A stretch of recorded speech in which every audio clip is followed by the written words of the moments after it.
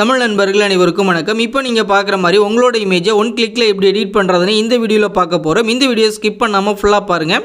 Lightroom அப்ளிகேஷனை open பண்ணதும் நீங்கள் டவுன்லோட் பண்ண அந்த ப்ரீசெட் காட்டும். அதை நீங்கள் கிளிக் பண்ணுங்கள். கிளிக் பண்ண பிறகு மேலே உள்ள 3 டாட்டை கிளிக் பண்ணி இங்கே காப்பி செட்டிங்ஸ் அப்படின்ற ஆப்ஷன் இருக்கும். இதை கிளிக் பண்ணி மேலே உள்ள டிக் ஆப்ஷன் கொடுத்து காப்பி பண்ணிக்கோங்க. காப்பி பண்ணிவிட்டு அப்படியே நீங்கள் ட்ராக் பண்ணிங்க உங்களோட பிக்சருக்கு நீங்கள் போயிடலாம். இந்த மாதிரி நீங்கள் எந்த பிக்சர் நீங்கள் எடிட் பண்ண போகிறீங்களோ அந்த பிக்சருக்கு நீங்கள் ஸ்வைப் பண்ணி வந்துக்கலாம். இல்லை அப்படின்னா பேக் நீங்கள் கரெக்டாக எந்த பிக்சர் தேவையோ அந்த பிக்சர் கரெக்டாக நீங்கள் செலக்ட் பண்ணுங்கள். இப்போ நான் இந்த பிக்சர் செலக்ட் பண்ணிக்கிறேன். செலக்ட் பண்ணிவிட்டு மேலே உள்ள 3 டாட்டை கிளிக் பண்ணி இங்கே பேஸ்ட் செட்டிங்ஸ் அப்படின்றத கொடுத்துறேன்.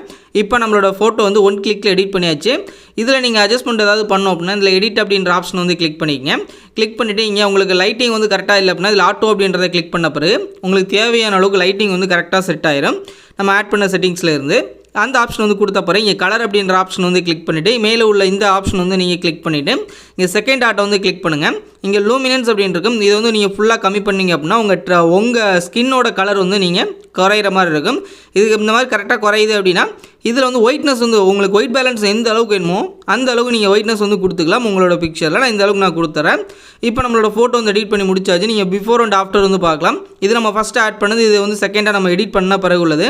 எந்த மாதிரி எடிட் பண்ணியிருக்கோம் அப்படின்றத பாருங்கள். இந்த மாதிரி எடிட் பண்ணிவிட்டு உங்கள் கையில் சேவ் பண்ணுறதுக்கு மேலே உள்ள ஷேர் ஆப்ஷன் கிளிக் பண்ணிவிட்டு இங்கே எக்ஸ்போர்ட்டர்ஸ் கொடுத்துட்டு மேலே உள்ள டிக் ஆப்ஷன் கொடுத்து உங்கள் கையில் சேவ் பண்ணிக்கிங்க. இந்த வீடியோ பிடிச்சிருந்துச்சு அப்படின்னா நம்ம தமிழன் டெக் யூடியூப் சேனலை சப்ஸ்கிரைப் பண்ணிக்கிங்க.